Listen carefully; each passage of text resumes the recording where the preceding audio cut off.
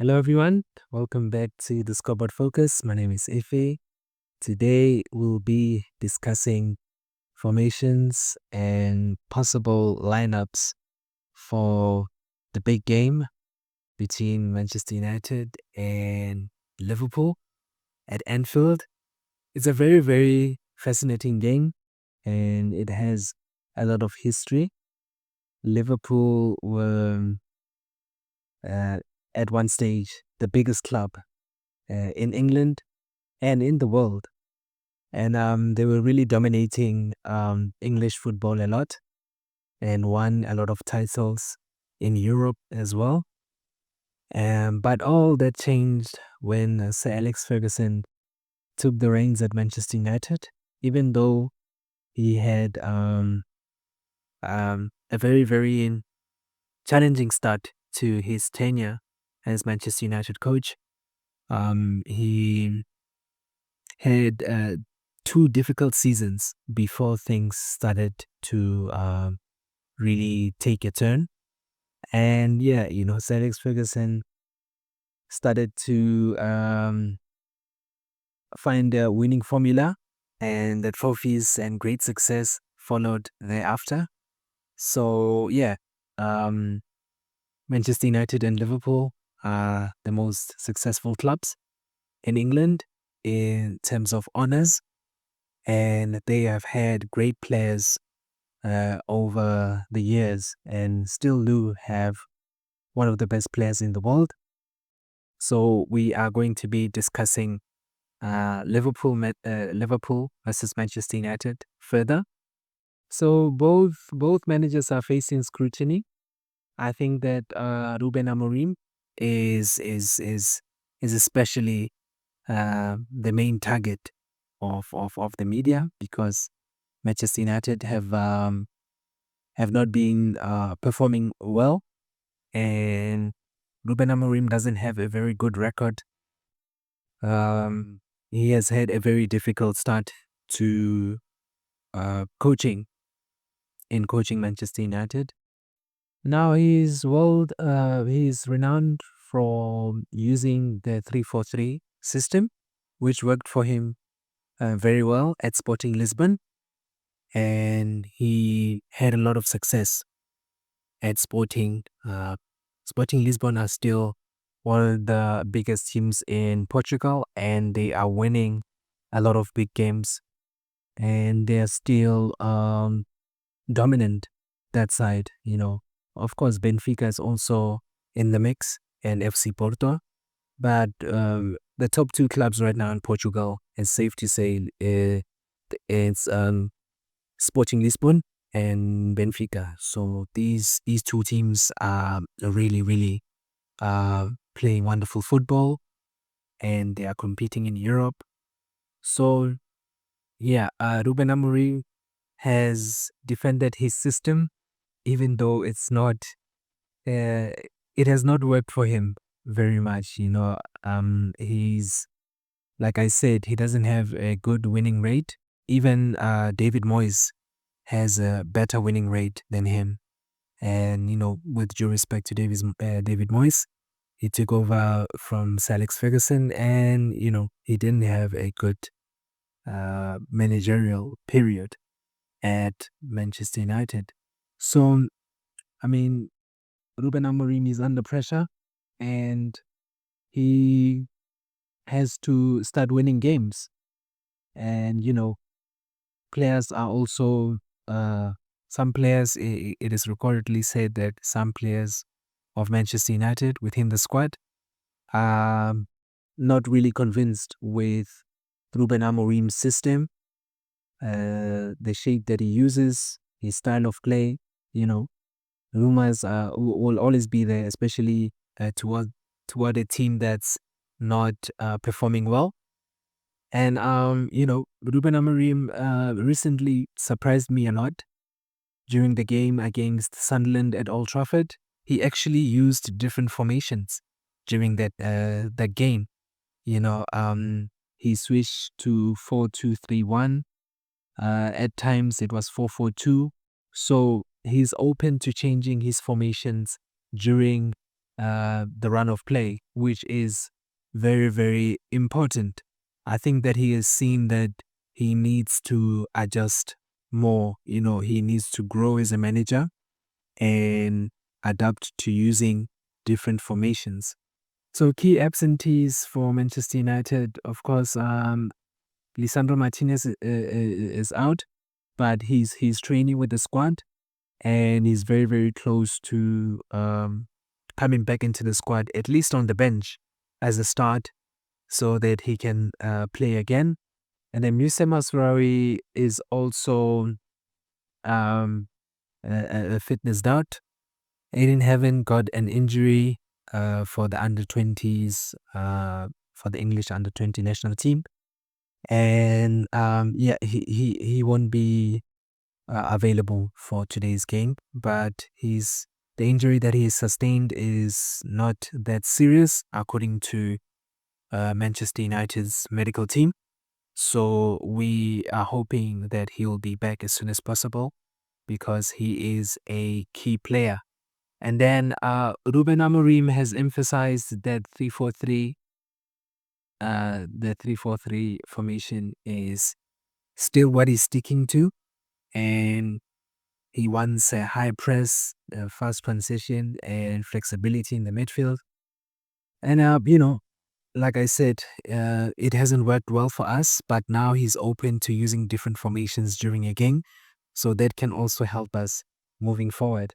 So in terms of possible starting 11 for Manchester United, Lemans, I mean, he had a stellar debut for Manchester United against Sunderland.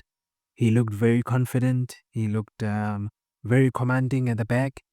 And you could see that he was communicating with defenders, pushing them on, helping them to get in positions, So this goalkeeper is a breath of fresh air, and he already looks like a leader, a commander at the back, and we expect him to start. Then as for in defense, Matthias de Ligt, Luke Shaw, and Yoro, they are likely to start at the back. Harry Maguire, we expect him to be on the bench. And Manuel Ugarte is available. Bruno Fernandes, obviously, he has to start this game. And Casemiro is also an option. He has been performing exceptionally well for club and country, especially the country. He is the captain of the Brazilian national team. He's very, very key. And I think that him, Bruno Fernandes, and Ugarte might start in the midfield. And on the wing backs, we expect Patrick Dogu to be slotted in on the left-hand side. And then Amad Diallo, we expect him to be on the right-hand side of the flank. And as for the forwards, well, Sesko is on a very, very wonderful run. We expect to see at least Bryan Mbeumo, Mason Mount, and Benjamin Sesko up front. We expect to see them. I think that they played well together against Sunderland and Old Trafford. They looked very, very good. There was a synergy between them. There was an understanding of how they play individually, and collectively up front, they looked very, very good. So, well, there's also the question of Cunha. He's also available. He had a slight injury, but he's back. But why change a winning system? Why change a winning team? I think that he'll stick to the same 11 that started against Sunderland, and they are looking good. And in terms of Liverpool, Arne has a preferred formation of 4-3-3, and it's a very, very wonderful formation. It works well, especially in the Premier League.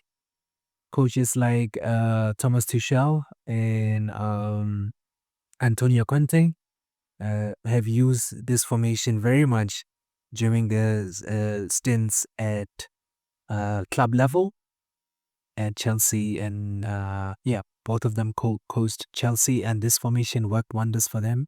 They won a couple of titles too. So this formation is very, very ideal for the Premier League and in Europe, of course. It also works. So the front line for Arne is very, very challenging. You have Ugo Ekitike, you have Alexander Isak. They are similar players, so having them both up front, I don't know. It's something that he's open to experimenting, but so far he prefers to play one of them, either Ugo Ekitike or Alexander Isak up front. So on the sides, of course, you've got Chiesa and Gakpo as well. So yeah, they have a formidable lineup. They have a formidable attacking talent. So we'll see who starts. But I think that Isak, Chiesa, and Gakpo, they should be the front three. But actually, I'm forgetting Mo Salah. What a blunder. Actually, I think that it will be Alexander Isak as the main striker, and then on the sides, we expect to see Gakpo and who's this player? Gakpo and Chiesa. So yeah, we'll see who he selects. Yeah, but okay. And then we have key absentees. Alisson Becker, the goalkeeper, is out with a hamstring injury. So Giovanni Leone could have been a replacement, but he's also out. And yeah, it's gonna be a very, very big problem for Arne Slot not having his main goalkeeper. But I'm sure that they have a decent goalkeeper that can come in and be on duty for Liverpool. And then Ibrahima Konate and Ryan Gravenberch are expected to be available. They were away with the national team, with France and the Netherlands, respectively. And yeah, they are looking to come back into the team very strong. And in terms of tactical focus, Arne Slot favors an attacking brand of football, and because of that, many teams are starting to see that there are vulnerabilities in the way that Liverpool plays, because overcommitting a lot of players up front and leaving spaces behind is something that's a lot of teams have figured out about Liverpool, and which is why they have lost a couple of games. Like I said earlier on in the video, they've lost to Paris Saint-Germain, they've lost to Chelsea. These are big clubs. But a lot of teams are starting to believe that they can find spaces in the back line of Liverpool and, score goals and potentially win games against Liverpool. So that is something of a great concern to Arne Slot's team. And, Curtis Jones over Alexis McAllister in midfield is due to international workload. Alexis Sanchez, of course. Alexis McAllister, excuse me, is a very, very prominent figure in the Argentine national team. So we'll see if he selects him or Curtis Jones. But obviously, we expect the formation to be the same, 4-3-3, based on recent reports and injury updates. The goalkeeper, Giorgio Mamardashvili, could be starting.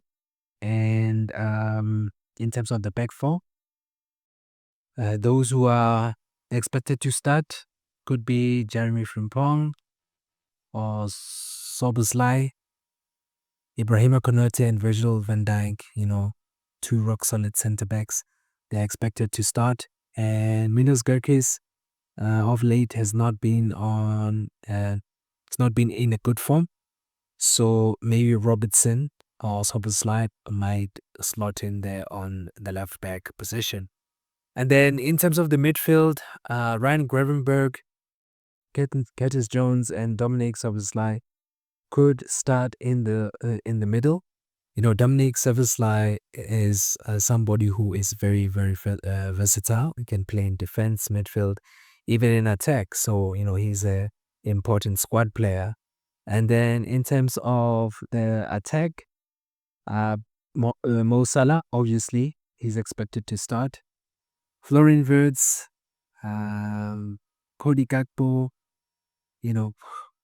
what a front line. This is a huge headache for Arne Slot. I don't know who he'll pick, but I still think that it'll be Mo Salah, Cody Gakpo, and Alexander Isak. I think Iketike and Florian Wirtz might come off the bench at some stage.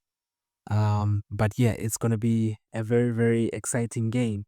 Liverpool's attack versus Manchester United defense. Mo Salah, he always loves playing against Manchester United and has a formidable goal scoring record against them.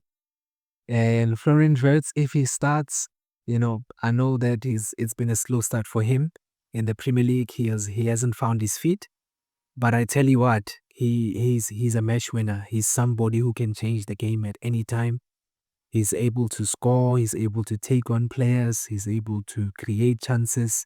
He's a very, very dangerous player. So, without Martinez, for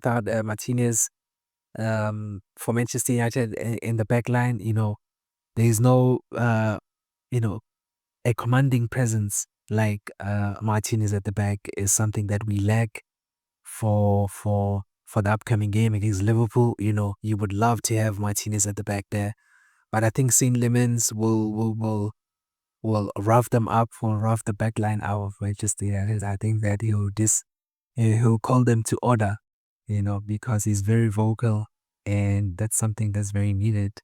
So yeah, we're gonna have to try and deal with the threat of Mo Salah and Florian Wirtz if he starts as well. And then the counter attack versus Liverpool's transitions. Well, Manchester United, they love the counter attack, especially through players like Mbeumo and Diallo.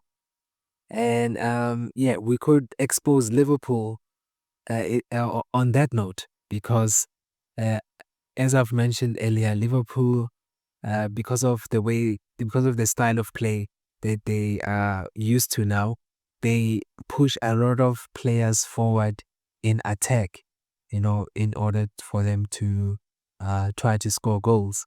But the problem is they're getting caught out now. A lot of teams are onto them now because they can see that once they overcommit, they leave a lot of space at the back, which opposition teams can eventually expose. So I think that Mbeumo and Diallo, if both of them stand on the flanks, they will be looking to attack. And yeah, so that's something we should also be looking out for. Then the midfield control, of course, is gonna be a very, very great battle of midfielders today. I mean, for the upcoming game, which is playing very soon.